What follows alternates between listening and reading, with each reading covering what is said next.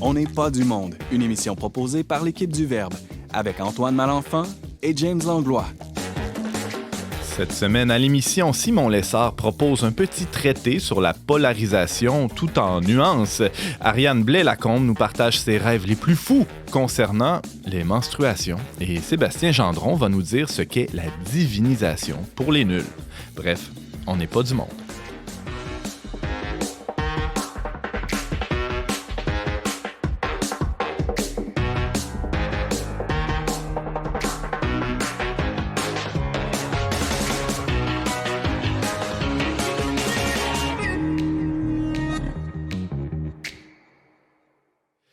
Bonjour à tous, bienvenue à votre magazine Foi et Culture. Ici Antoine Malenfant en compagnie du très nuancé James Langlois. Bonjour James. Salut Antoine, le radical animateur. Ouais, radical comme dans radis, c'est-à-dire racine. Moi, je suis très enraciné dans ma vie. On dit radis ou radix en latin? Là, moi, je parlais du légume, là, donc on dit radis d'habitude. Ben, ça vient de la racine. Ben oui, exactement. Mais toi, t'es quelqu'un de nuancé, je dis ça parce que tu pèses souvent le pour, le contre, les nuances. Et puis c'est un peu de ça dont Simon va nous parler aujourd'hui. Ouais. Toi, tu vas rien apprendre. Mais Simon ne sera pas nuancé en parlant de nuances. Penses-tu? Non, moi, c'est tout est noir et blanc. Avec moi. Non, on va inviter quelqu'un d'autre. Non, mais c'est vrai, Antoine, en préparant cette chronique sur le phénomène de la polarisation, je me suis dit, dans le fond, je le fais pas juste comme une analyse d'un phénomène de société. Mais comme une autothérapie. Un examen de conscience. Est-ce que moi-même, je suis cause du problème? Dans mes prises de parole, dans mes interventions, en plus, je travaille dans les médias. Non, mais tu sais, c'est facile de se déculpabiliser, de dire, moi, non, je suis quelqu'un qui fait l'unité. Ben non, je me pose la question aujourd'hui. Ben, on va regarder ça dans les prochaines minutes. On reçoit aussi à l'émission Ariane Blais-Lacombe. Bonjour, Ariane. Salut, Antoine. Un sujet qui laisse personne indifférent. Ben non, au contraire, Antoine, je pense que ça laisse plein de gens indifférents. Trop de gens indifférents. C'est-à-dire? Ben, beaucoup d'hommes. Ah, tu sais, ça fait déjà la moitié de la population, ça. Oui, puis le 4/5e des gens autour de la table. Ben non, ça nous intéresse. Tu nous parles de menstruation aujourd'hui. J'ai très hâte de t'entendre et même si je suis un gars, là, ça m'intéresse quand même un peu. Bon, super. Et Sébastien Gendron, salut. Salut. Un autre sujet qui finit en ion aujourd'hui, polarisation, menstruation et... Divinisation. Qu'est-ce que c'est ça? Ben, c'est un terme qui est trop peu connu des chrétiens d'aujourd'hui, le temps protestant que catholique. Et c'est un problème, je pense, parce que ça parle des racines, des fondamentaux de la foi. Et je pense que de mieux maîtriser ce concept, cette idée, ça nous aide à mieux comprendre la finalité de ce pourquoi nous avons la foi et ce vers quoi nous dirigeons. Bon, ben, on va y venir en fin d'émission. Très hâte aussi de t'entendre, Sébastien. Juste avant de passer au pont musical, je veux saluer Jacob du Minnesota, oui, qui nous a découvert par hasard sur YouTube. Il cherche à apprendre le français, puis là, il nous écrit un beau mot. Je vous lis pas parce que c'est quand même assez long, mais je paraphrase. Là, donc, merci à Jacob de nous écouter puis d'apprendre le français avec nous. Et merci à tous les autres qui nous écoutent. Vous pouvez nous écrire là, à onpdm@le-verbe.com et sur la messagerie de nos réseaux sociaux.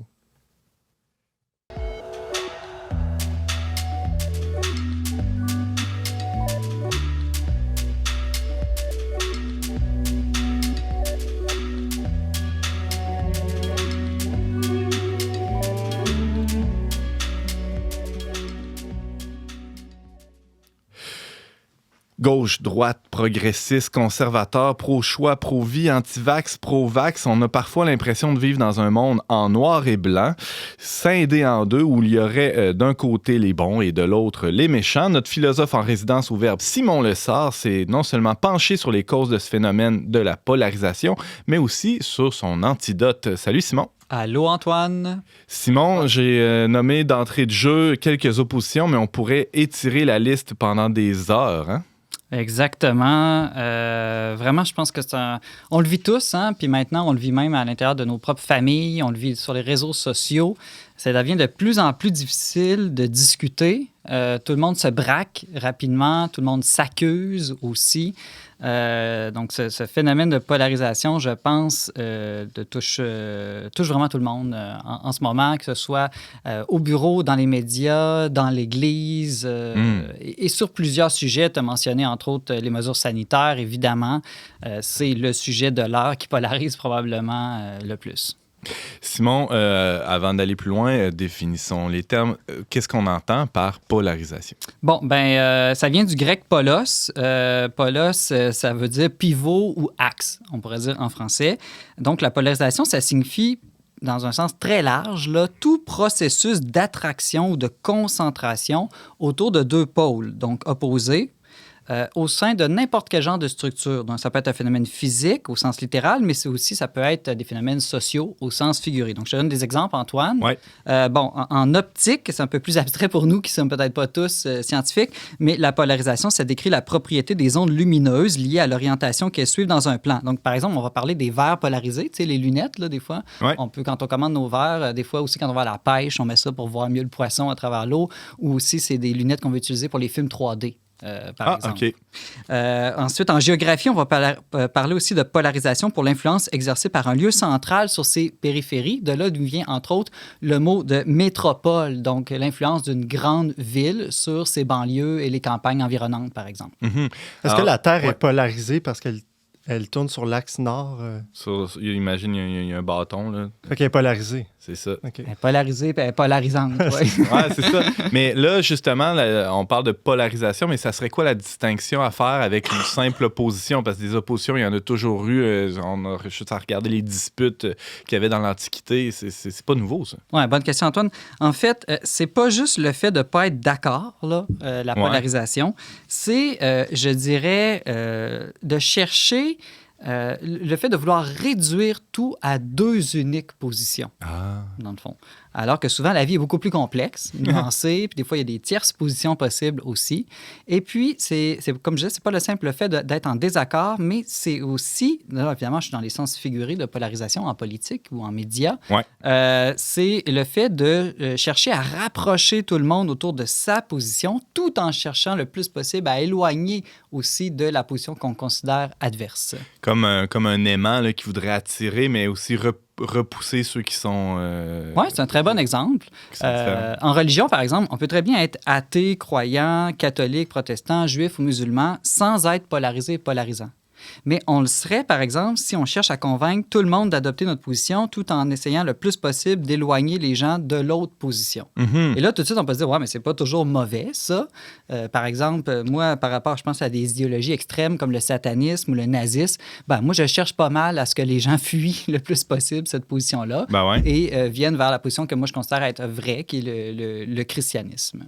Là, Simon, tu parles de polarisation. On a un peu évoqué comment c'était différent d'une simple opposition, mais ce phénomène-là, il s'inscrit dans un contexte qui est bien particulier, celui du nôtre aujourd'hui, où on a l'impression qu'il n'y a pas de grandes idées ou de grands récits ou de grands discours qui vient rassembler tout le monde. Évidemment, il n'y a plus l'influence de l'Église catholique sur les esprits, les consciences. C'est quoi le contexte dans lequel évolue cette polarisation-là ambiante? C'est ça. C'est-à-dire qu'un des premiers contextes dans lequel on vit, c'est, on pourrait dire, le relativisme culturel. Donc, à première vue, le fait qu'on s'entend plus toutes sur c'est quoi qui est vrai, c'est quoi qui est le sens de la vie, on pourrait dire, ça va faire qu'on va être plus tolérant parce qu'il n'y a plus une seule vérité. Mm-hmm. Donc, on va apprendre à vivre ensemble avec des points de vue divers, en fond. Mais en fait, quand on creuse, on réalise que ce relativisme, en fait, il accentue la polarisation. Okay. Pourquoi? Parce qu'on se dit, s'il n'y a plus vraiment une vérité objective, dans le fond, c'est au plus fort d'imposer sa vérité. Et là, on entre dans des luttes de pouvoir qui passent souvent à travers les médias, les partis politiques, où on va dire, dans le fond, c'est lui qui va avoir le plus d'influence, qui va réussir à imposer sa vérité, sa vision du monde sur les autres. Et de cette manière-là, la polarisation, on peut dire, est accentuée par le relativisme. Oui, il y a des mains qui se lèvent. Ariane, puis Sébastien, peut-être? J'ai une idée qui vient comme ça en t'écoutant, mais dans le fond, ce qui vient avec des positions polarisées, parfois, c'est une certaine insécurité aussi, dans le fond, une angoisse par rapport au fait qu'on est dans un monde très indéterminé, puis très flou, puis très vague, puis très fluide. Puis, dans le fond, on se cantonne peut-être dans des positions pour essayer de retrouver un peu de consistance dans un monde qui est complètement... liquide. Je sais pas si... C'est intéressant. Très intéressant comme analyse aussi. Ça va un peu dans le même sens. Je me posais la question... J'aime ça la distinction que tu fais avec le relativisme, mais justement par rapport au monde postmoderne dans lequel on est. Là, dans une chronique récente, il était question de fluidité qui marquait vraiment notre époque. Donc, est-ce qu'il y aurait peut-être une une cassure générationnelle. Les jeunes sont plus dans la fluidité, le postmodernisme, puis c'est peut-être un truc plus d'adulte puis de vieux de se polariser. Je ne sais pas si c'est si générationnel. Personnellement, j'ai l'impression qu'en ce moment, pas mal toutes les générations sont polarisées. Si je regarde, moi, sur les réseaux sociaux, j'ai pas l'impression que ce sont plus les jeunes, les vieux, les hommes ou les femmes. J'ai l'impression que c'est assez généralisé, ce climat-là dans lequel on vit. La différence, par contre, c'est que ceux qui ont vécu à une époque où tout le monde était toujours d'accord, vivait pareil, pensait pareil, c'est peut-être plus difficile d'entrer en dialogue avec des gens qui ont un point de vue différent. Donc là, peut-être que ça peut accentuer des attitudes polarisantes parce que c'est nouveau pour nous, ce mélange de cette diversité. C'est quoi ce cette mélange époque-là? Ben, je sais pas, on peut penser à un temps où, au Québec, je pense qu'on est beaucoup dans l'uniformité. Je pense qu'on l'est encore d'une certaine manière. Je pense aux campagnes, souvent, par rapport justement aux grandes villes où tu as des mélanges culturels. Donc, c'est pas juste une question de temps, ça peut être une question de lieu aussi.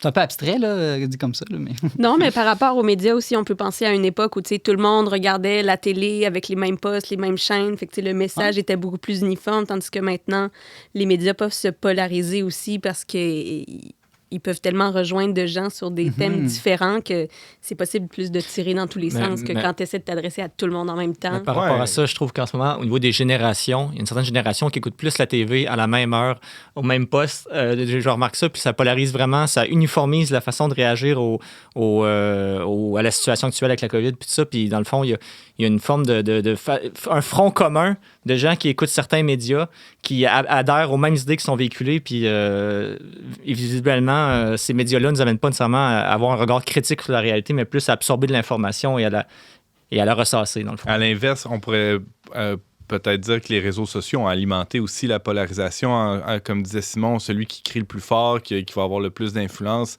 sur ces plateformes-là où c'est au plus fort la poche. Là. J'ai pas de doute que les médias sociaux contribuent à ce phénomène-là, mais je pense pas qu'ils l'ont pas créé. Non, non. La cause... je pense que c'est plus comme un phénomène d'amplification d'un phénomène qui était déjà latent. Là, Simon, dans les assemblées disons, parlementaires, là, prenons le cas du Québec, on avait deux partis essentiellement depuis des décennies. On pourrait dire que c'était assez polarisé. Là, on se retrouve avec une multitude de partis. Est-ce que ça vient un peu contredire ton point, non? Ben, en fait, c'est intéressant parce que là, je parlais du relativisme au niveau de notre rapport à la vérité. Ouais. Mais là, je trouve que tu apportes le point du pluralisme en politique, cette grande diversité à la fois des cultures, des visions de la société aussi, des religions qui doivent apprendre à vivre ensemble. Ce phénomène-là, encore là, qu'on pourrait penser, va nous ouvrir au dialogue, à la tolérance. Je dirais, ça dépend. Ça dépend. Si la diversité peut être saine, surtout quand elle est au niveau des moyens. Le problème, c'est quand la diversité est au niveau des fins. Donc, je te donne des exemples plus concrets. Dans une entreprise, dans une armée ou un orchestre. Donc là, la diversité des gens, des talents, des fonctions, c'est super. On ne veut pas que tout le monde joue juste du hautbois dans un orchestre symphonique. S'il vous plaît, non. Par exemple, OK? Même chose dans une entreprise. Bon, on voit bien dans une armée aussi. Donc, la diversité des spécialités vont enrichir le groupe en autant que le groupe a le même but. Donc, les profits pour la compagnie, la victoire pour l'armée, la beauté pour l'orchestre symphonique.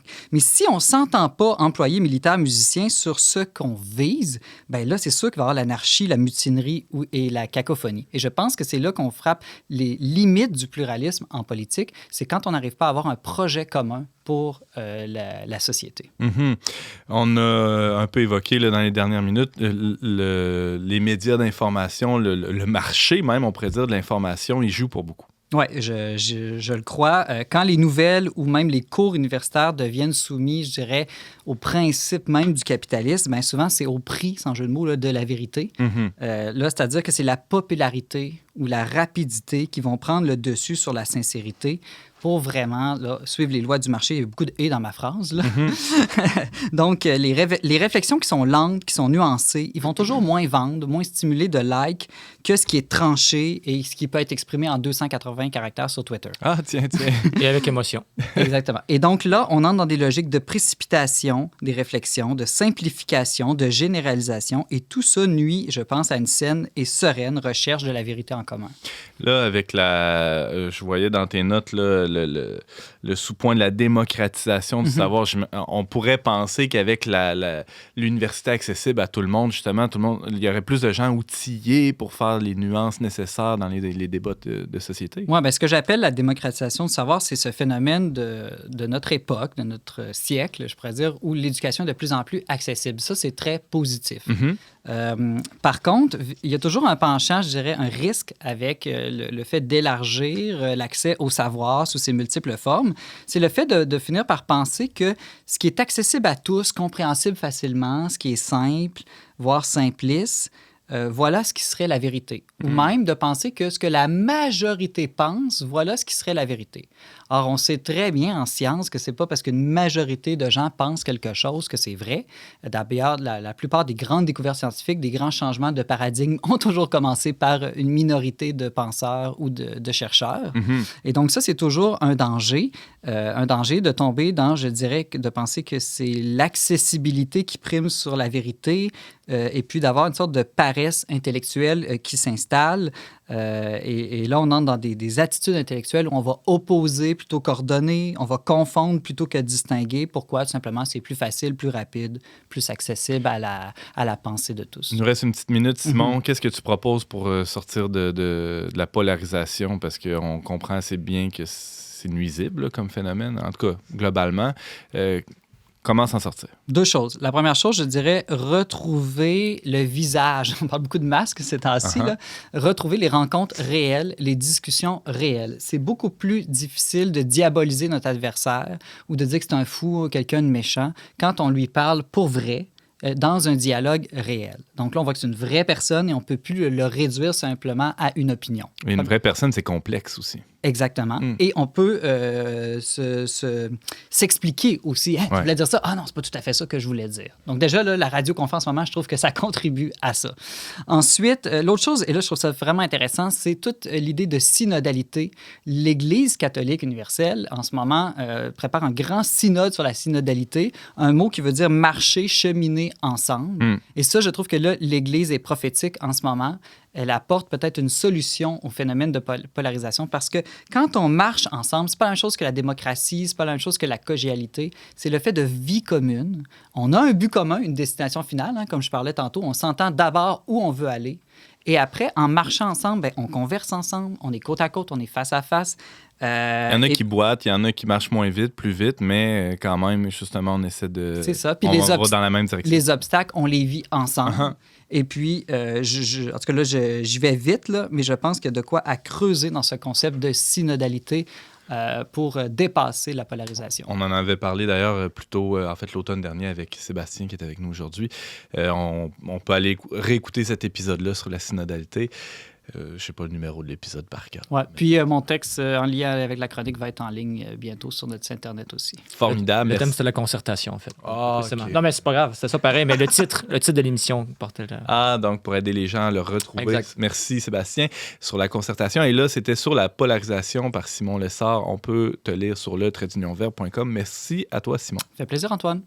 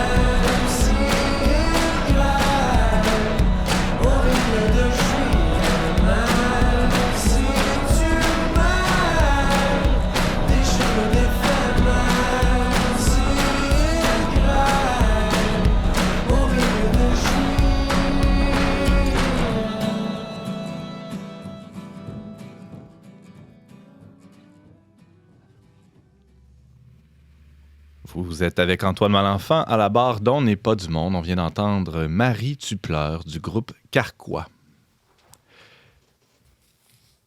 Et comme dans la chanson Marie tu pleures qu'on vient d'entendre, c'est pas rare que les filles et les femmes entendent ça, hein, tu pleures pour rien, quand elles traversent l'une ou l'autre des phases de leur cycle menstruel. À sa demande, la chroniqueuse Ariane Blais-Lacombe a voulu en jaser avec la bande de boys d'On n'est pas du monde. Ariane, salut! Allô? T'es courageuse quand même hein, d'aborder des sujets comme ça. C'est un peu... Non, mais la réaction de James m'a surpris parce que je me suis dit, je vais venir parler de menstruation. Tiens, un sujet là, audacieux, incroyable. Il a fait là. arc! Mais non, il a dit genre, ah oui, super bonne idée.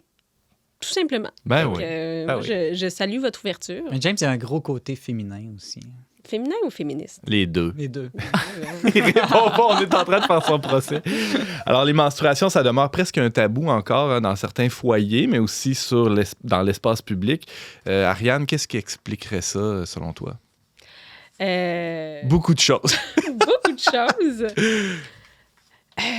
Qu'est-ce que ce serait ça? Ben, je veux dire, c'est un tabou qui existe depuis toujours, là, Antoine. Là, c'est intime, c'est particulier, c'est pas particulièrement chic. Puis je pense que le fait que ce soit les femmes qui vivent ça, ben, ça a pas aidé à ce que les menstruations soient quelque chose de juste de normal, de normalisé, dont on peut parler, qu'on peut dire. D'ailleurs, il y avait un sketch t'sais. intéressant au Bye Bye cette année, on en parlait un peu plus tôt. Raconte un peu le contexte dans lequel ça se déroule, c'est quand même cocasse. Là. Oui, je trouve que c'est un des sketchs, un des segments que j'ai trouvé le plus drôle, puis c'est que je trouve que c'est aussi tellement parlant. Ouais. Ça raconte, ça parodie finalement Véronique Cloutier avec sa nouvelle série sur la périménopause, puis on la voit qui va voir son médecin, puis qui lui dit « Ah, je pense que ça va pas bien, je pense que je suis en périménopause. » Puis le médecin fait « Hé, quoi? La périménopause, c'est quoi ça? Est-ce que les hommes peuvent avoir ça? » Là, elle dit « Ben non, évidemment, les hommes peuvent pas avoir ça. » Il dit « Ah, ben là, si les hommes peuvent pas l'avoir, ça veut dire que c'est juste dans votre tête. » Puis, tu sais, je pense que ça, je veux dire, ça m'a fait, tu sais, ça nous fait pleurer, là, tu sais, ça nous fait rire, mais ça nous fait pleurer parce que combien de femmes se font dire ça, tu sais, genre, ah, mais là, tu sais, t'as mal, comment ça t'as mal, là? C'est juste parce que, tu sais, tu dois être faible, tu sais, le fait que... Endure-toi, là, fais comme tout le monde. C'est ça, tu sais, un des points, je pense... dont les femmes ont beaucoup envie qu'on parle, c'est vraiment de la douleur liée aux menstruations. Puis le fait aussi, je réfléchissais à ça, puis le fait, c'est que c'est vraiment inégal chez chacune des femmes, c'est vraiment unique. Fait que, tu sais, le fait que, tu sais, si à un moment donné, mettons, je sais pas, un gars devient en couple avec une fille, puis tu sais, elle a vraiment des douleurs, là, tu sais, et elle doit rester couchée, là, sa première journée. Puis, tu sais, si lui a grandi avec une mère, des sœurs, qui n'avaient pas de problème, mais tu sais, c'est sûr que son expérience, ça va être, ben, écoute, on t'exagère pas un peu parce que, me semble, c'est pas tout le monde qui a ça. Fait que, tu sais, de savoir que c'est vraiment individuel, c'est vraiment unique, ça varie, mais ça veut pas dire que c'est du fake ou que la fille est plus sensible ou quoi. C'est vraiment d'accepter que ça va être différent pour chacun, mais que ça peut vraiment être handicapant. Puis ça pose... quand on prend conscience de ça, ben, tu sais, je pense qu'il y a beaucoup de questions qu'on doit se poser. Premièrement, par rapport... Ben, le sketch le parlait par rapport aux médecins, puis à toute la sphère médicale, la manière dont ça s'est pris en charge, que beaucoup de femmes, puis surtout de jeunes filles qui sont à la puberté, se font dire « Ah ben bienvenue dans le monde des femmes, là, les règles, ça fait mal, fait que vous allez prendre des Advil, c'est tout ce qu'on peut faire pour toi. » Alors que dans les dernières années, ben, il y a eu beaucoup de découvertes sur l'endométriose, une maladie qui touche là, une quantité vraiment phénoménale de femmes, qui est vraiment sous-étudiée. Qui souffrent en silence, dans le fond, qui n'existent pas pratiquement dans Puis on peut difficilement penser que c'est pas parce que c'est des femmes, parce que le parallèle qu'on peut faire, c'est par rapport à, mettons, toutes les recherches faites sur les difficultés érectiles des hommes. Donc, tu sais, avoir de la misère à ça, ben, tu sais, c'est pas souffrir, c'est juste ne pas avoir accès à un plaisir. Tandis que pour les femmes, on parle, tu sais, d'une souffrance, tu sais, fait que ça montre à quel point on n'est pas prêt à porter attention aux mêmes choses quand il est question des femmes puis des hommes dans le domaine de la science. Moi, j'ai un exemple de ça. Là. J'ai 2 enfants, puis pendant la première grossesse de mon épouse,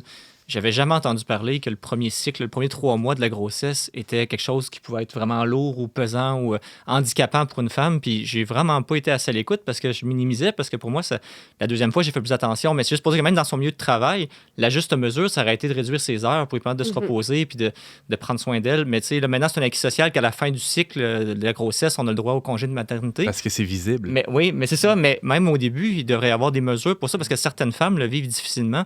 Puis moi, le fait, tu sais, j'avais jamais entendu parler de ça, c'est parce qu'il faut croire que c'est pas quelque chose qui est discuté puis connu. Puis Ben, parlons-en justement, c'est intéressant que tu amènes ça parce que est-ce qu'il y aurait des choses qui pourraient être faites sur les milieux de travail, Ariane, selon toi? Ben oui, c'est vraiment une grosse question, là, comment adapter les milieux de... Ben, je dis comment adapter les milieux de travail à ça, parce que je pense que ce serait les milieux de travail qui devraient s'adapter à ça et non pas les femmes qui devraient s'adapter au milieu de travail, qui, tu sais, on sait, le milieu de travail actuel, ça a vraiment été créé par et pour les hommes. Tu sais, la semaine de travail de 40 heures, de 8 à 5, tu sais, c'est vraiment basé sur une productivité, premièrement, forte et uniforme. Égale, Égale, à c'est tous les jours du mois, ouais. Puis ça, c'est pas du tout représentatif de la manière dont la femme vit son quotidien, qui va être vraiment cyclique, là, qui va avoir des périodes où, de fait, quand on est menstrué, ben, tu sais, on peut être avoir mal, être vraiment très fatigué, avoir juste l'esprit brouillé, être productif. Puis ça, pour le milieu du travail, d'imaginer que des employés vont de manière récurrente ne pas être productifs, c'est vraiment difficile à penser, mais il y a de plus en plus l'idée des congés menstruels qui existent. Oui, il y a plusieurs pays déjà dans le monde qui ont ça, là, des pays asiatiques dont les particularités m'échappent pour l'instant, mais ça existe. Puis l'idée commence à être évoquée ici au Canada. Puis, je trouve que c'est vraiment intéressant comme proposition. Faudrait savoir que c'est pas tout le monde nécessairement qui va en avoir de besoin. Il y a beaucoup de questions concrètes. Est-ce qu'il faut un papier du médecin? Est-ce que ton médecin va te le donner, le papier, sachant que beaucoup font juste alors que c'est balayer. Très subjectif. Sur une échelle de 1 à 10, combien t'as mal? C'est ça. Est-ce que ça te rend vraiment incapable de travailler, etc.? Puis, il y a aussi toute la question des discriminations à l'embauche qui sont déjà présente là, pour les femmes. Là, le fait d'être une jeune femme dans le milieu du travail, le seul fait d'être en âge de procréer fait que tu es discriminé pour peut-être avoir un congé de maternité. Ben, si tu es potentiellement un employé qui va prendre 12 congés par année quand elle est menstruée, ben, ça se peut que beaucoup d'employeurs disent non merci. Fait que comment, si on choisit d'intégrer ça, comment le faire pour que ce soit vraiment utilisé justement, puis sans créer de discrimination, c'est une grosse question. Simon? Mais je trouve que cette idée du cycle, elle touche aussi beaucoup plus peut-être les femmes, tu as tout à fait raison, mais tout être humain. Tu sais, je pense entre autres à notre environnement, nous au Québec.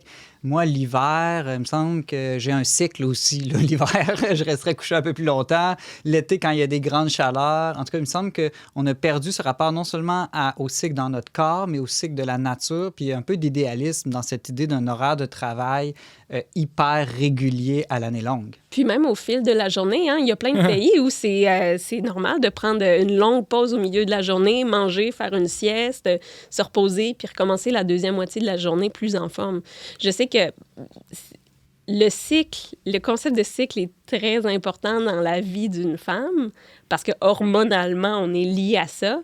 Mais c'est une question que je me posais là, quand je préparais ma chronique. Je me disais, mais c'est un peu simpliste de penser que les hommes sont tout le temps productifs et qu'ils vont être capables de faire, de tout le temps travailler, tout le temps être égal à eux-mêmes, en forme, etc. Il y a un mensonge là, autant pour les hommes que pour les femmes dans cette vision de la société de comment on doit vivre et travailler. Mais dans le fond même, la modernité, le grand mythe, c'est le vecteur de croissance infini, là, toujours vers l'avant, toujours croissant, toujours... Alors que c'est complètement absurde de penser qu'on puisse constamment être en croissance de 1 et de 2, que ça va être dans une courbe absolue. Donc, égale et prévisible. Donc, on se bat contre ce mythe-là, dans le fond, quand on commence à penser à des cycles, à tenir compte de la réalité des gens, en tout cas, bref. Ariane, il y a plusieurs... on parle de problèmes là, liés à ça, c'est-à-dire de conséquences même financières, j'imagine, pour certaines femmes qui doivent s'absenter plusieurs jours de travail. Est-ce qu'il y a des... on a parlé des congés. Y a-t-il d'autres façons de soutenir les femmes qui vivraient leur menstruation, leur cycle menstruel d'une façon un peu plus douloureuse ou difficile? Bien, je pense que déjà, de permettre plus de modulation dans les heures du travail. Ouais. En fait, ça, je pense que c'est quelque chose que la pandémie puis le télétravail a quand même amené dans beaucoup de milieux. Tu sais, la possibilité de travailler de la maison, de choisir un peu plus nos heures. Donc ça, je pense que c'est un point positif. Puis ça peut être avantageux aussi, tu sais, pour la conciliation travail-famille, la conciliation vie personnelle, famille, permettre aux gens de faire du sport, tu sais, d'avoir plus de liberté dans notre horaire. Je pense que c'est bon, mais c'est sûr que ça permettrait pour les femmes tu sais, qui en ont besoin de peut-être travailler moins pendant qu'ils sont menstruées, travailler de la maison, tu sais, être capable de travailler avec une bouillotte ou s'adonner à des tâches peut-être plus sur la planification, la réflexion, parce qu'il faut dire que les menstruations, c'est pas juste... Le cycle féminin, c'est pas juste « Ah, on est damné pendant une semaine par mois », puis faut savoir que le cycle, il descend, mais il remonte aussi, là. Donc, sans entrer dans l'idée de la croissance perpétuelle, faut savoir que c'est pas de dire que les femmes sont en général moins productives que les hommes parce que il y a une semaine par mois où ils peuvent avoir des douleurs, de la fatigue, une humeur là, plus changeante. Il y a peut-être des journées où elles sont drôlement plus productives que les hommes. Exactement. Donc, de moduler les heures de travail, ça résulterait pas nécessairement en une perte de la productivité, quoique il faudrait envisager que c'est peut-être pas grave si ça le fait. Ben, c'est ça que j'allais dire. Le seul but de la vie, c'est pas d'être productif. Non, des fois, c'est quand ça. on est malade, on est plus humble, plus compatissant. Je veux dire, il y a d'autres choses dans la vie qui comptent que de produire, là. Oui, Il y a aussi j'utilise beaucoup. reproduire, c'est important. Non. Mais je pense que j'utilise le terme de productivité, mais ça, on pourrait aussi parler de créativité, de sociabilité, tu sais, de juste de fonctionnalité, là, d'accomplir tout ce qu'on fait au Exactement. C'est quotidien. pas nécessairement un creux négatif, ces moments-là. Non, c'est ça. Puis en fait, je suis tombée sur une vraiment belle analogie dont je voulais parler par rapport au cycle menstruel. En fait, on dit cycle menstruel, mais on devrait parler, tu sais, de cycle de la fertilité ou en tout cas trouver un autre mot parce que je pense pour beaucoup de monde, le cycle menstruel, c'est comme menstrué, pas menstrué. Tu sais, comme s'il y avait une alternance entre deux phases. Comme une switch, là, un Ouais, interrupteur une switch, on-off. comme si quand on n'était pas menstrué, tu sais, c'était comme égal, il se passe rien, alors qu'il se passe plein de choses. Tu sais, moi, je peux parler un peu de mon expérience. Il me semble, quand on était au secondaire, tu sais, qu'on était tous des jeunes ados en pleine puberté, tu sais, on voyait dans nos cours de bio, tu sais, la reproduction, là, femme, homme, puis tu sais, le cycle de fertilité. Mais il me semble que jamais on nous a invités à, tu sais, appliquer ça dans notre vie personnelle, puis tu sais, à dire, genre, ben essayez de voir, tu sais, essayez d'observer. À ces fluctuations. C'est ça, exactement. Puis je sais qu'il y a beaucoup de variations dans les familles, tu sais, par rapport à comme est-ce que les filles comme s'en font parler avant même leur puberté ou sinon ils ont leur règle la première fois, ça leur tombe dessus, ils pensent qu'ils sont en train de mourir, tu sais, ça arrive. Mais aussi, tu sais, d'être capable de voir que, ben regarde, tu sais, qu'est-ce qui se passe quand t'es menstruée, puis quand t'es pas menstruée, est-ce que tu remarques que tout de suite après, tu sais, t'as un peu une montée d'énergie, tu sais, qu'il y a un moment où, tu sais, tu te sens vraiment en forme, t'as l'impression que tu peux accomplir plein de choses. Tu parlais d'une analogie que tu as trouvée. Je suis avide de la découvrir. Oui, c'est ça. Donc, ben, les menstruations, c'est un peu... Ben, ça reprend les 4 saisons, fait que ça va peut-être te plaire. Parce que c'est ça. Donc, en hiver... Je suis un grand expert. L'hiver, c'est On voit que tu connais ça. L'hiver, c'est les menstruations. C'est la période morte un peu. C'est vraiment plus la fatigue. C'est une période pour le repos. Il peut y avoir de la douleur. Donc, on va se mettre de la chaleur pour s'aider, le réconfort. C'est vraiment une période plus cocooning.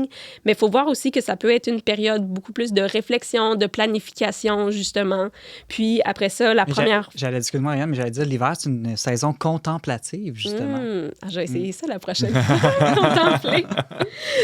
Après ça, la première phase, c'est la phase folliculaire. Donc, pendant que c'est ça, c'est avant l'ovulation. Ça, c'est comme le printemps. Donc, on commence à avoir plus d'énergie, de créativité, de productivité. Là, c'est vraiment les petits bourgeons qui commencent à sortir. Puis, l'ovulation, c'est l'été. C'est vraiment le sommet du cycle de fertilité. C'est le moment où on peut tomber enceinte, mais ça fait aussi que, tu sais, on est super plein d'énergie. Tu sais, des fois, on a comme une espèce de sentiment d'invisibilité. Là, tu sais, ça va bien. Là, tu sais, on est capable de... Tu sais, c'est le moment pour sortir avec des amis, pour... tu sais, t'as un gros projet, là. Si t'es capable de le planifier cette journée-là, tu sais, ça risque de bien aller. Il y a beaucoup d'enfants qui sont conçus au mois de juin, d'ailleurs. Ça ne suit pas tout à fait le cycle féminin. Là. Ben oui, fécondé l'été. Oui, c'est Ouais, ça. La deuxième semaine de juin. Toujours au mois de juin, au même moment pour toutes les femmes. Là. Puis, après l'été, après l'ovulation, c'est la phase lutéale à cause de l'hormone qui est plus sécrétée. Puis donc là, c'est un tranquille retour vers l'hiver. Donc, on commence à pas nécessairement être plus fatigué, mais peut-être à avoir une période plus sensible. On commence à avoir des doutes. Puis en même temps, ça peut être un bon moment pour comme réfléchir à tout ce qu'on a accompli dans la période où on était plus énergique, revenir tranquillement, puis recommencer à planifier le cycle d'après. Donc, ça suit un peu le cycle de toutes sortes de choses qu'on fait dans la vie, des saisons, puis aussi de n'importe quel projet, notre quotidien.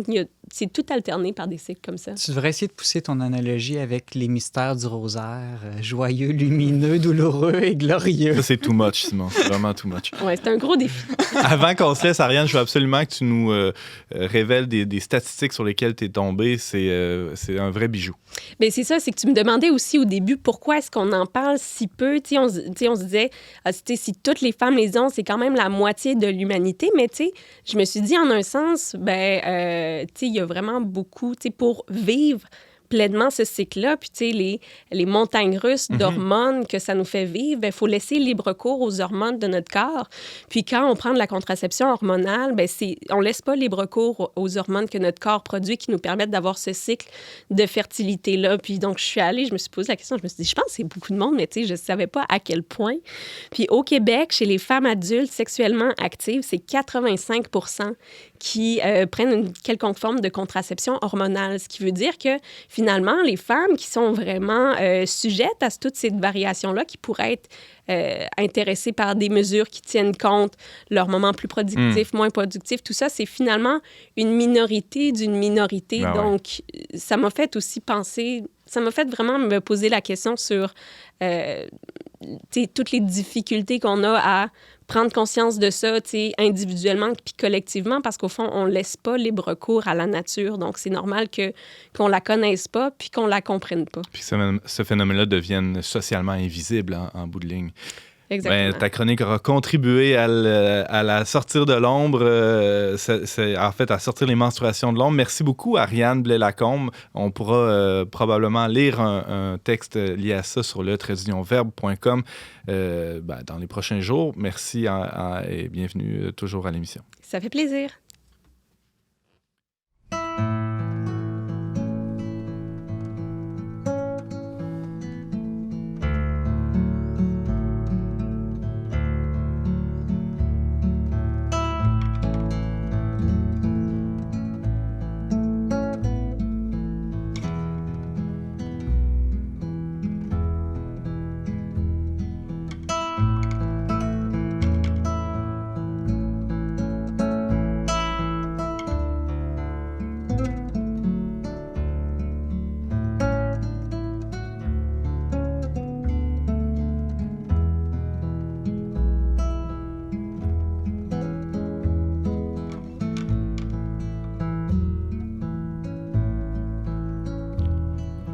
Got to be a rainbow for a little rain cloud like me. Between sunny skies and raindrops, you look real hard, you can see. Line and silver as a fold to some hard lessons and grown old.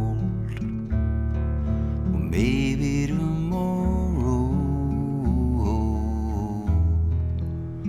no rainbow will turn us away.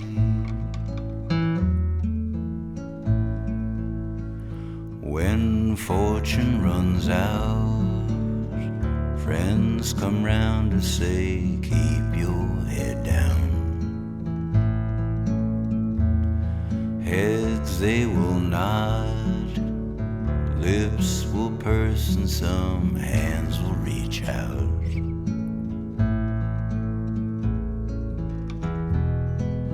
Ain't it pretty to think how love can change? C'est toujours Antoine Malenfant au micro d'On n'est pas du monde. On vient d'entendre la pièce Rain Cloud de Mike O'Brien. Vous avez sûrement déjà entendu l'expression « ce gars-là est beau comme un dieu ». Ouais. Moi, je me la fais dire Ouais. souvent. En tout cas. Ou fort comme un dieu grec, non? Ouais. Ouais, ça plus, OK. Alors, T'es en train d'introduire Sébastien, là? ouais, exactement. Alors que certains, je ne sais pas qui, là, certains pourraient s'offusquer du blasphème. Hein. D'autres, plus malins, vont répondre par le chapitre 10 de l'Évangile selon Saint Jean. Absolument. Seul Dieu est bon. Ah non, plus hot que ça. Le Christ qui répond aux Juifs quelque chose qui veulent le lapider en passant. Là. Il leur répond quoi, Sébastien? Car vous êtes des dieux. Vous êtes des dieux. Il se fait accuser d'être fils de Dieu. Tu sais, puis il dit non, c'est écrit dans la loi, vous êtes des dieux. Le Christ dit ça. Alors là, on touche au sujet de prédilection de Sébastien Gendron, qui est coordonnateur de la pastorale dans Mission Bellechasse-Sept-Chemins. Salut Sébastien. Salut. On est-tu des dieux, nous autres aussi, autour de la table? Est-ce que c'est vrai ce que le Christ dit? Ça dépend de vous. Là. Vous pouvez si vous voulez, mais si vous voulez pas, c'est correct aussi. Ça dépend juste de notre Vous volonté. pouvez rester des humains plates Il puis y a bêtes. au moins là. une déesse, en tout cas. Non, mais ceux qui me connaissent savent que je suis tannant avec ce sujet-là parce que je l'ai étudié à ma maîtrise puis je l'aime beaucoup. Mais je l'aime parce que moi, il m'a vraiment aidé à réconcilier mon parcours de foi qui était un peu marginal à l'époque avec la grande tradition de l'Église, avec la tradition des pères qui vraiment ont prouvé, entre autres, l'incarnation du Christ dans les grands débats christologiques parce qu'eux-mêmes faisaient l'expérience dans leur propre vie d'être divinisés. Ils sentaient le Christ vivant en eux. Ils disaient, ben, si le Christ peut vivre en moi, ben, c'est sûr que le Verbe a pu vivre dans un autre homme qui était Jésus. Uh-huh. Puis c'est cette conviction-là qui était minoritaire contre plein d'évêques arianistes à l'époque qui a fini par triompher. Puis je trouve que cette perspective-là, c'est une perspective profondément mystique. Et c'est justement cette perspective mystique qui vient contrebalancer, je trouve, à la tendance rationaliste de 8 siècles de théologie qui s'est beaucoup tournée autour de concepts, de compréhension, mais sans que cette compréhension-là soit au service d'une rencontre avec le divin, avec le mystère de Dieu. Alors moi, je pense que ce terme de divinisation, à ne pas confondre avec la divination, hein, qui est une pratique occulte pour connaître des secrets là, dans les tasses de thé. Donc, si on tape sur Google, il faut bien écrire. Divinisation. Toutes les syllabes sont importantes. On peut aussi dire déification, si on prend à partir du latin, mais bref, c'est juste pour dire que je trouve que, comme on est dans une époque où le christianisme se cherche beaucoup en Occident, Ah ouais, tu trouves? ben, en tout cas, puis on a du mal à le dire puis à le communiquer. Dans une entreprise privée, on dit qu'il faut pivoter dans ce temps-là. Il faut trouver une façon différente d'aborder le marché, hein, les gens autour de nous, se positionner. Puis je trouve que on a parlé traditionnellement plus de sainteté dans l'Église, et c'est un terme qui se vaut encore évidemment, bien sûr, mais je trouve que les récits hagiographiques, les récits de vie de saint, ont fait de la sainteté quelque chose de comme extraordinaire, quelque chose d'exceptionnel, puis même parfois de plate. Puis de... Oui, ou quelque chose de très moralisant, en fait. Dans le fond, un saint, c'est quelqu'un qui s'est tellement mortifié qu'il n'y a plus de défauts, tu sais. Ouais. Alors que ça n'a rien à voir avec du moralisme. La vie morale bonifiée, c'est un fruit de la divinisation. Ce n'est pas l'objectif et ce n'est pas non plus... donc, on devient bon parce qu'on laisse Dieu pénétrer notre chair, notre être, tout ce que l'on est. Et Jésus dit même, vous qui êtes mauvais... Alors qu'on pense que c'est en devenant bon qu'on va s'approcher de Dieu. On pense à l'envers. C'est l'inverse. C'est justement en reconnaissant qu'on est mauvais et qu'on est incapable de se diviniser par nous-mêmes, qu'on donne une chance à Dieu de le faire pour nous. Ça ne veut pas dire qu'on est passif et qu'on fait rien. On doit contribuer Ben ouais, pleinement. t'as dit si on veut, on peut, là, au début de la chronique. C'est ça. Mais tu sais, Jésus dit, vous qui êtes mauvais, vous donnez de bonnes choses à vos enfants. Ouais. C'est que quand il dit ça, c'est fort parce qu'il dit même la bonté naturelle de l'homme, là, la bonté humaniste, là, elle vaut pas grand-chose aux yeux de Dieu. La bonté que Dieu désire, c'est la charité, c'est la bonté divine, c'est l'amour divin qui habite dans nos cœurs et qui est une réalité éminemment trinitaire, communautaire. Quand on parle de la sainteté, on en a fait beaucoup une chose d'individuelle aussi. C'est tel saint, c'est des idoles ou des icônes. Comme s'ils étaient sortis ex nihilo, là, ces gars-là. Alors que dans leur vie, ils ont eu toutes sortes d'influences de gens autour d'eux. Ils en ont stimulé d'autres aussi. Donc, la divinisation, comme c'est devenir Dieu, ben, c'est devenir Trinité aussi. Donc, c'est que dans le fond, la relation devient le lieu par excellence de la divinisation, de la sainteté.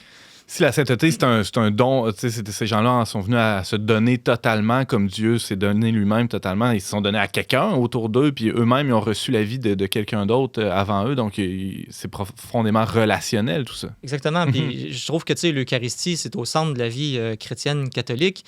Puis le geste que les gens posent chaque dimanche, c'est justement ça, c'est de laisser Dieu entrer en eux, mais pas comme une substance matérielle qui va les transformer naturellement sans effort.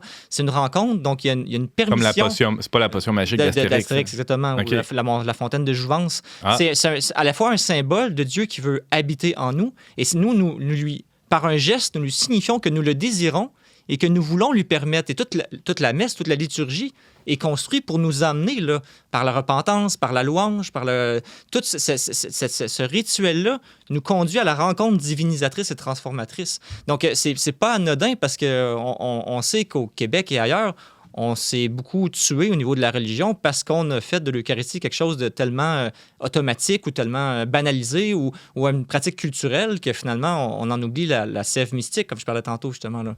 Que Dieu vient carrément en nous et nous donne sa nature. C'est comme la parabole de la vigne, et du cep et du serment de vigne. Là. Dans le fond, ce que dit Jésus là-dedans, c'est clairement, vous êtes du raisin, puis s'il n'y a pas la sève qui passe là, par la vigne pour vous nourrir, puis vous devenez des raisins secs. Raisins secs, puis c'est même pas bon dans des raisins de Brenne, là, genre raisin sec qui finit sur le gazon. Alors, dans le fond, c'est que sans ce ferment en nous, nous ne valons rien. Il dit, sans moi, vous ne pouvez rien faire de bon. Sébastien Gendron, tu l'as un peu évoqué au début, il y a quelques minutes, mais c'est quelque chose qui est présent peut-être un petit peu plus dans l'Église orientale, ce concept-là de divinisation, alors que nous, on peut-être, pour toutes sortes de raisons historiques, là, en Occident, c'est moins présent. C'est ça, les orthodoxes ont toujours resté proches. Parce qu'en fait, ce qu'il faut dire, là, c'est que la foi a été beaucoup formalisée, définie par des orientaux dans les premiers siècles de l'Église, là, principalement parce que chez les orientaux, il y a une façon de penser qui est plus propre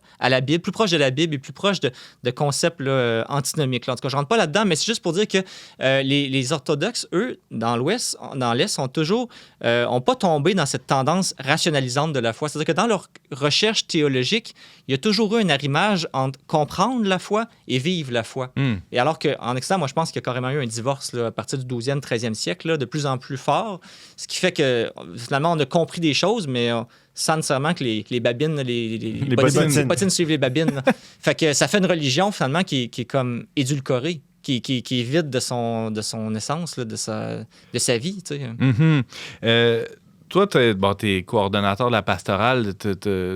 C'est intéressant parce qu'on a l'impression que c'est un sujet qui est super théologique, là, la divinisation. Puis d'ailleurs, tu as utilisé plein de gros termes là, depuis le début de la chronique, mais on le comprend un peu en t'écoutant, ça devient un enjeu presque d'évangélisation. D'évangélisation et de formation chrétienne. Moi, c'est ce que je trouve intéressant parce qu'avec Salut Média aussi, je réfléchis à comment parler de la foi étant l'entreprise que je suis en train de mettre sur pied justement pour non seulement former des chrétiens, mais aussi parler de la foi dans le monde d'aujourd'hui. Et moi, je pense que autant cette spiritualité-là doit être valorisée chez les chrétiens parce que dans le fond, je trouve que souvent chez les chrétiens, quand on regarde les ressources qui existent ou même les paroisses qui se renouvellent, qu'est-ce qu'on valorise beaucoup? On valorise des chrétiens qui pratiquent, des chrétiens qui servent leur communauté, des chrétiens qui sont actifs. Ça, c'est très bien, mais il faut se rappeler que l'Évangile nous pousse toujours plus loin, plus en avant. Puis la divinisation, ce qui est beau, c'est que c'est un projet qui n'a pas de fin, qui est infini. Alors, dans le fond, il faut retrouver, nous, comme chrétiens, ce désir de la sainteté. Mais une sainteté qui est une transformation de l'être, une transfiguration de l'être. Et puis, je pense que dans l'annonce, dans les médias ou dans le monde, si on avait plus clair dans la tête la finalité de la foi, on en parlerait autrement. Et on en parlerait peut-être d'une façon qui donnerait plus envie aux gens d'embarquer que de leur dire « Voulez-vous une religion? » Non, j'en veux pas de religion. Est-ce que tu veux une mystique qui va te dépasser, qui va te transformer, qui va te tu sais, as-tu envie de devenir beau et fort comme un dieu grec? Ça prend une proposition, ça prend un projet de société. Ça prend un projet, oui. J'allais dire, tu parlais de chrétiens qui veulent servir la communauté, devenir actifs, mais avant ça, il y a même l'aspect passif, c'est-à-dire pour se mettre en service, pour devenir actif, il faut laisser Dieu habiter en nous, puis ça revient à ce que tu dis. Là. C'est ça, c'est que, oui, un peu, parce que dans le fond, oui, il y a comme un step où la personne devient un ministre, qu'on appelle dans une communauté quelqu'un qui sert, là, qui est dévoué, mais l'illusion, ça serait de penser que parce que je fais du bien, là, je suis rendu au top, alors qu'en fait, il y a un niveau où, au contraire, il faut que je lâche la bride puis que je laisse de la place aussi à Dieu de passer dans ma vie où j'ai pas le contrôle, justement. Où là, je le laisse faire, je le laisse travailler. Comme la graine dans la terre qui meurt et qui travaille dans le secret sans qu'on sache ce qui se passe, comme dit le Christ dans une parabole. Alors, il y a cet abandon. Et puis, il y a le juste équilibre, justement, entre l'ascèse puis la mystique. Ça, c'est très fort dans la tradition chrétienne, même en Occident.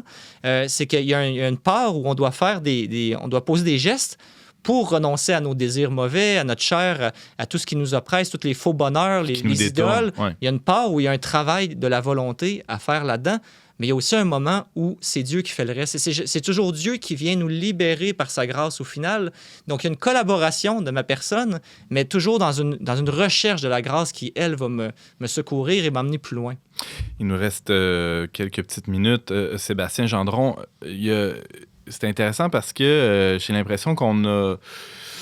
Souvent, quand on croise des gens, on croise tous des petits dieux. Là. Ouais, c'est pas si étranger à notre époque, finalement, la divinisation. C'est quoi la différence? Exactement. Moi, c'est ce qui fait que je pense que la divinisation a quelque chose à dire au monde d'aujourd'hui. On a un terreau fertile. C'est que la modernité ne fait que nous dire « deviens un dieu ». De toutes sortes de manières. Puis si t'es pas capable de devenir un dieu, adule ceux qui le sont devenus. Tu sais, moi, j'ai entendu parler des gens qui ont fait la manifestation devant un tapis rouge pour dire à Justin Bieber qu'il était pas content qu'elle changeait de blonde. Tu sais, get a life, là. Tu sais, je veux dire, c'est ça ton horizon de ta vie, genre, je veux dire, fait que soit tu deviens Dieu parce que t'as réussi puis t'es au top, soit ben t'adules les autres, mais là, la divinisation, c'est l'inverse, c'est qu'on n'est pas en compétition, on se pile pas sur la tête les uns des autres, on collabore ensemble pour s'élever les uns les autres. Et j'en parlais dans la chronique le mois passé, mais c'est par l'abaissement devant l'autre, le service de l'autre, que je l'élève et que par le fait même, moi aussi, je suis engendré à plus grand que moi. Alors, je pense que cet appel-là est inscrit dans le cœur de chaque être humain. Ouais. Et si même les fans de Justin Bieber ont cet appel-là. Ouais. Exactement. Et si ce n'est pas évangélisé, éclairé, mis en lumière dans son vrai sens, ça va prendre des tracts de travers qui vont nous apporter un bonheur très éphémère et très fragile et très minime, j'ai envie de dire, par rapport à la lumière incréée qui peut nous transformer. Parce que même dans la vie spirituelle, on peut vouloir se faire un petit Dieu aussi. Exactement. C'est la tentation de tout être humain. Puis quand il parlait aux Juifs dans ce que tu disais, il disait aussi, vous êtes des fils de Satan, aux Juifs. Ça brasse, hein? Parce que ce qu'il disait, c'est que tant que vous n'êtes pas réconcilié intérieurement, plus profondément de vous-même avec Dieu, vous pensez faire le bien en faisant le monde, puis des choses comme ça. Mais ce que Dieu veut, c'est nous épouser, nous enamourer. Il veut embrasser tout notre être. Et tant qu'on n'est pas rendu là, on s'illusionne des fois à penser qu'on cherche le bien, alors que souvent, notre ego drive derrière. Hey. Mais ça prend beaucoup de perspicacité puis de lumière aussi de Dieu pour toujours éclairer davantage cette illusion qu'on porte en dedans. Oui, puis quand tu es rendu là, comme tu dis, puis que tu t'en rends compte, c'est parce que tu n'es pas rendu là. Exactement. C'est ça, quand tu es rendu là, tu le vois plus. Tu ne te vois plus toi-même. Tu ne te vois plus toi-même. Tu te vois plus vu. Tu vois Dieu dans les autres. En fait, la divinisation, l'achèvement de ça, c'est de voir que Dieu habite dans les autres et de servir Dieu dans les autres. C'est pas une démarche individualiste, c'est ça que je veux vous dire. C'est ça l'inverse de la modernité, justement. C'est pas un beau petit projet que tu mets des hashtags sur ton TikTok là, en disant « Regardez où je suis rendu ». I'm God. Yeah! Merci infiniment, Sébastien Gendron. C'était passionnant. On pourrait en parler pendant autant de pages qu'un mémoire de maîtrise. Ouf! Ça prendra plus que 15 minutes, mais je vous épargne ça, c'est pas la peine. C'était passionnant quand même. Merci beaucoup. Merci.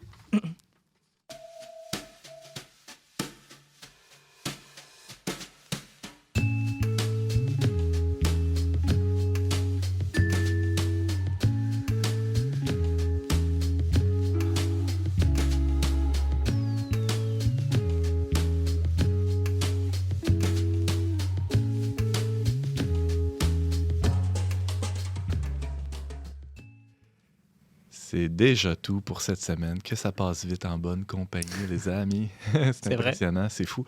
Mais avant de se laisser, selon nos bonnes habitudes, je vais prendre vos suggestions culturelles à vos calepins, tout le monde. Simon. J'ai écouté sur la plateforme Netflix le dernier film de Paolo Sorrentino, le réalisateur italien, qui s'appelle La main de Dieu. Alors, je vous avertis tout de suite, c'est pas un film catholique, c'est un film qui a même des scènes de sexe. Il y a des sexes là-dedans. Des scènes de sexe qui peuvent être choquantes pour certaines personnes, donc je préfère le dire, ça convient pas aux enfants. Mais je pense que malgré tout, c'est un film profond, un film qui a une dimension autobiographique pour ce réalisateur-là, qui a fait entre autres de la série de Young Pope, Le Jeune Pape, et aussi La Grande Bellezza, un film que beaucoup ont vu et aimé. C'est inspiré de la vie d'un joueur de soccer. Non, c'est plutôt la biographie de Paolo C'est un prétexte. Sorrentino, un prétexte à travers un alter ego. La main de Dieu fait référence, oui, à un joueur de soccer, Diego Maradona, qui a joué dans la ville de Naples où vivait à l'époque Sorrentino, qui était jeune, adulte, adolescent. Et puis, c'est un film qui parle de tellement de thèmes, de l'absurde sans en faire l'apologie. Au contraire, même qui se pose peut-être la question si derrière une réalité qui semble absurde, est-ce qu'il n'y aurait pas une providence, une main de Dieu, en fait, qui guide les choses? Un film qui parle de comment nos blessures peuvent déboucher sur des vocations, entre autres sa vocation de cinéaste ici. Un film vraiment qui traite de la famille, du deuil, de la mort des parents, de plein de thèmes profonds qui méritent d'être écoutés et réfléchis. C'est vraiment un cinéma d'auteur, il faut dire. La main de Dieu de Sorrentino. C'est quoi son prénom, Paolo? Paolo Sorrentino, c'est sur Netflix. Merci, Simon. Ariane, qu'est-ce que tu as à nous suggérer? Oui, moi, j'ai une suggestion en continuité avec ma chronique. J'aimerais inviter les auditeurs à découvrir les protections hygiéniques féminines lavables et réutilisables et écologiques. Ça se peut. C'était forcément ce que les gens faisaient avant. Là, ça fait un gros comeback dans la lignée des couches lavables et de... La Diva Cup, entre autres, très populaire, très confortable. La Diva Cup en est un. Les culottes menstruelles Tu parles de ma en femme. sont. Ben, c'est ça.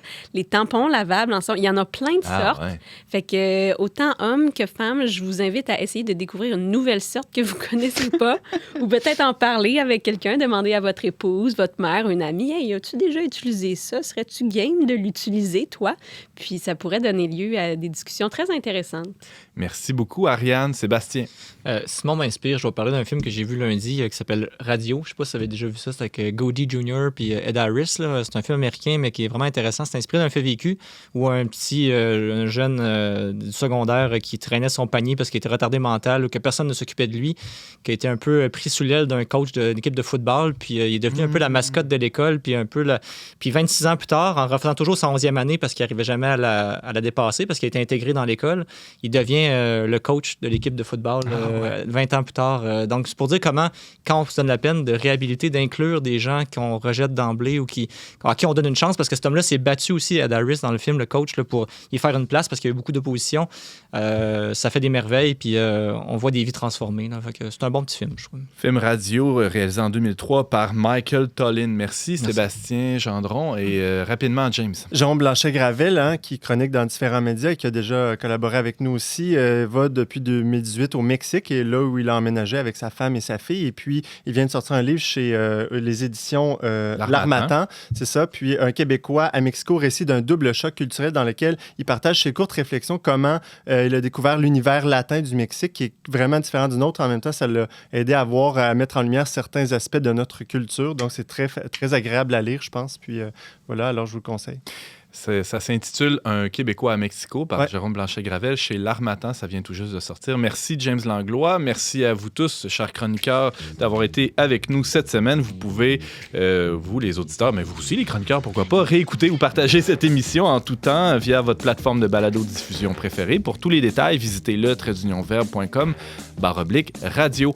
Je remercie James Langlois et Marc-Antoine Baudette à la technique, ainsi que la Fondation Lucien Labelle pour son soutien financier. On se retrouve la semaine prochaine, même heure, même antenne, pour une autre émission dont n'est pas du monde.